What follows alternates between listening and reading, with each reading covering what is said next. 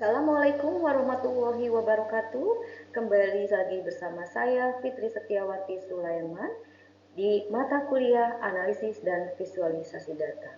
Semoga rekan-rekan UT berbahagia dan sehat selalu. Mari kita lihat materi sekarang adalah tentang visualisasi data teks. Apa itu visualisasi data? Visualisasi data dipakai untuk merepresentasikan data yang terstruktur ataupun tidak dengan grafik atau bagan untuk menampilkan info yang tersembunyi di dalam data. Aplikasi pembuat data visual tidak hanya mengubah data menjadi grafik, tetapi juga melihat dunia dari sudut pandang data. Dengan kata lain, objek data visual adalah data.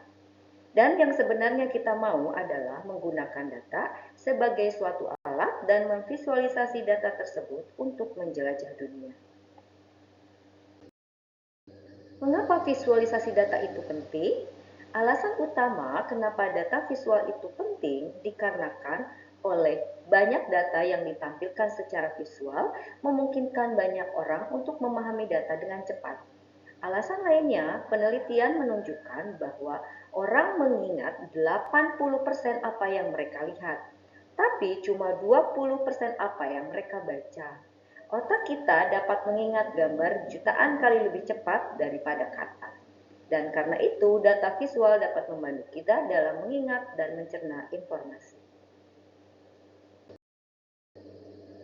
Tujuan visualisasi data. Yang pertama, merepresentasikan data dan informasi. Tujuan utama dari visualisasi data adalah untuk mengkomunikasikan informasi secara jelas dan efisien kepada pengguna. Yang kedua, membantu proses eksplorasi data. Visualisasi data yang efektif merupakan langkah awal dalam sebuah analisis data yang baik. Hal ini dikarenakan data yang ditampilkan secara visual dapat menunjukkan pola-pola yang tidak bisa disampaikan oleh data berupa teks atau angka. Maka, langkah pertama dalam proses analisis adalah memiliki grafik-grafik dari data dan memahaminya. Yang ketiga adalah metode untuk analisis data. Konsep ini memunculkan istilah visual analytics. Visual analytics atau analisis visual merupakan ilmu untuk melakukan penalaran, analitik atau reasoning analytics dengan didukung oleh antarmuka visual yang interaktif. Dengan perkembangan produksi data yang semakin cepat, metode ini memungkinkan pembuat keputusan menggunakan fleksibilitas, kreativitas, dan pengetahuan latar belakang mereka. Di sini ada 5 tipe visualisasi data. Yang pertama, data visual berdasarkan area dan ukuran. Contohnya adalah pada diagram perusahaan model spider. Yang kedua, visualisasi data berdasarkan warna. Contohnya adalah di heatmap gempa bumi misalkan. Kemudian yang ketiga, visualisasi data berdasarkan gambar. Contohnya adalah grafik yang menampilkan proporsi laki-laki dan perempuan melalui ikon latar belakang. Kita dapat mengenal laki-laki dan perempuan melalui ikon tersebut. Yang keempat adalah visualisasi data berdasarkan konsep, yaitu dengan menerjemahkan data indikator abstrak menjadi data yang gampang dicerna. Pengguna dapat dengan mudah memahami arti dari sebuah grafik. Yang kelima adalah visualisasi data berdasarkan grafik atau bagan. Ketika kita akan merangkum indikator dan data, penggunaan grafis berhubungan dengan presentasi yang akan membuat tampilan data lebih jelas sehingga pengguna dapat dengan mudah mengartikan atau mengerti kegunaan dari grafik tersebut. Nah, ini adalah jenis visualisasi data yang paling umum digunakan. Sedikit kita bahas tentang sejarah dari visualisasi data. Bukti awal penggunaan visualisasi data berasal dari zaman prasejarah. Lukisan di dinding gua yang dibuat oleh manusia purba seringkali menggambarkan data tentang kehidupan mereka, seperti pola cuaca misalkan atau populasi hewan dan pergerakan musuh. Pada zaman kuno, visualisasi data digunakan untuk berbagai tujuan, termasuk yang pertama adalah astronomi untuk melacak pergerakan benda-benda langit, geografi untuk membuat peta dan menggambarkan lokasi, matematika untuk mengkomunikasikan konsep-konsep matematika, dan ilmu pengetahuan adalah untuk menganalisis data eksperimen. Perkembangan visualisasi data. Di perkembangan teknologi ini telah mendorong perkembangan visualisasi data. Pada abad ke-18, penemuan grafik batang dan grafik garis oleh William Playfair memungkinkan data yang lebih kompleks untuk dikomunikasikan secara visual. Nah, pada abad ke-20, perkembangan komputer dan perangkat lunak visualisasi data telah memungkinkan visualisasi data menjadi lebih interaktif dan kompleks. Di sini ada perkembangan visualisasi data di abad ke-21. Pada abad ke-21, visualisasi data telah menjadi semakin penting karena pertumbuhan data yang eksponensial. Visualisasi data digunakan untuk menganalisis data besar, memahami tren, dan membuat keputusan yang lebih baik. Kemudian kita lihat sekarang untuk visualisasi data interaktif. Visualisasi data interaktif adalah representasi visual dari data yang memungkinkan pengguna untuk berinteraksi dengan data tersebut untuk memperoleh wawasan yang lebih mendalam. Nah, ini mencakup berbagai teknik dan alat yang memungkinkan pengguna untuk mengeksplorasi, menganalisis, dan memanipulasi data secara langsung melalui antarmuka visual. Berikut ini adalah konsep, alat, teknik, dan contoh visualisasi data interaktif.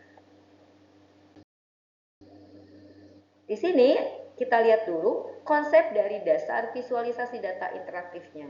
Yang pertama itu ada interaktivitas. Pengguna dapat berinteraksi dengan data melalui filter, hover, klik, zoom, dan drag. Kemudian ada responsivitas. Visualisasi yang dapat disesuaikan dengan berbagai ukuran layar dan perangkat.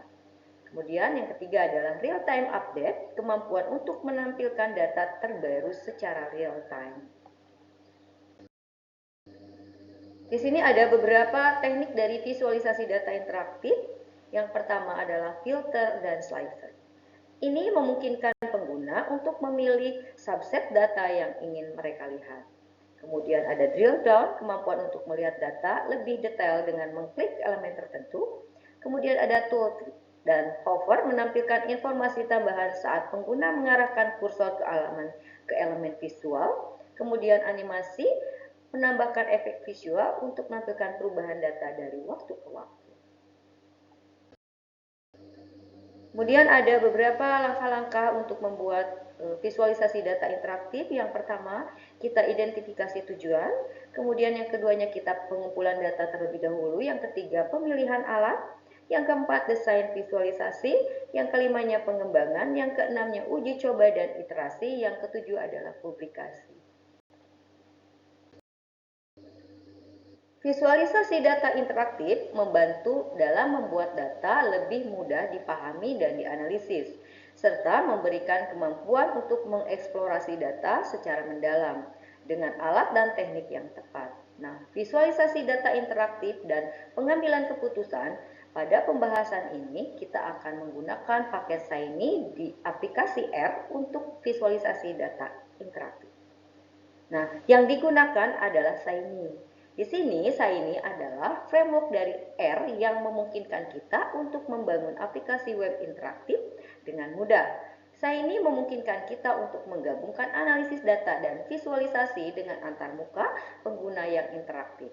Nah, ini adalah langkah-langkah untuk membuat visualisasi data interaktif menggunakan Shiny. Kita lihat.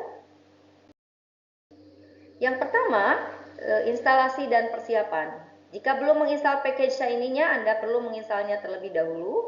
Ini untuk format installnya, install.package Shiny. Kemudian kita akan melihat struktur aplikasi Shiny-nya.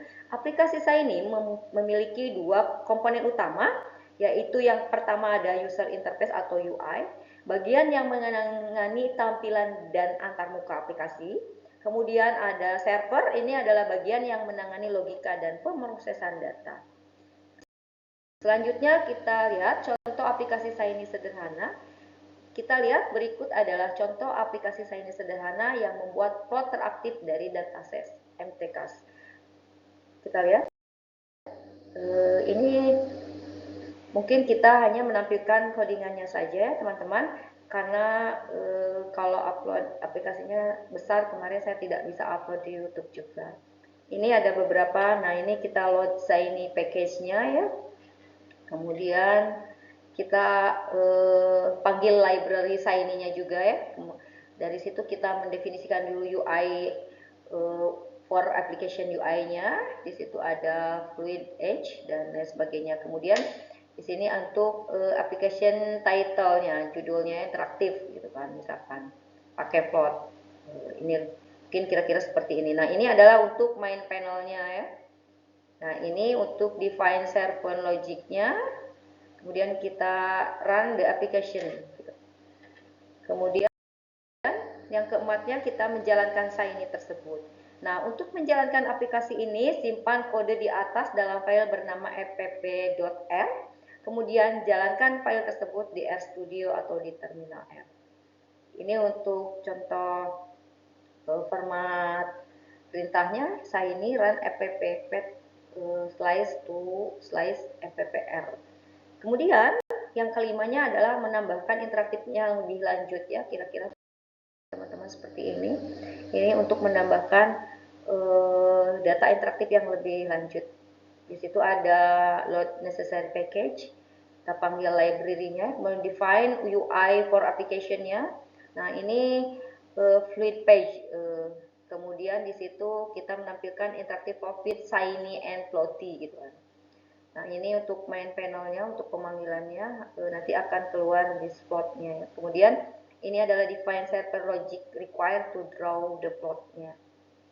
Kira-kira seperti ini ya teman-teman, lalu kita run aplikasinya. Kemudian untuk menambahkan tabel interaktif dengan DT, di situ ada file appr-nya kita perbarui ya teman-teman. Nah, ini untuk sekode dari tambahan data interaktif DT tadi ya, tabel tadi ya. Kita hampir sama sih ya, awalnya kita load necessary package-nya, kita panggil library Shiny-nya, kemudian library DT-nya, kita define UR for application-nya, ya, menggunakan function ini gitu ya. Kemudian kita define server logic-nya, required to draw the plot di sini ya. Ini function-nya. Kemudian kita run. Nah, dengan Shiny, Anda dapat membuat aplikasi web yang interaktif dan dinamis untuk visualisasi data. Kombinasi Shiny dengan package lain seperti Plotly dan DT memungkinkan pembuatan aplikasi yang lebih kaya fitur dan interaktif. Shiny sangat berguna untuk menyajikan hasil analisis data kepada pengguna yang tidak memiliki keterampilan teknis mendalam dalam analisis data. Mungkin itu ya teman-teman yang bisa saya jelaskan, semoga bisa membantu teman-teman dalam pembuatan tugasnya. Saya yakin teman-teman di sini bisa lebih explore daripada saya. Terima kasih. Mungkin hanya itu yang bisa saya sampaikan. Akhir kata, Assalamualaikum warahmatullahi wabarakatuh.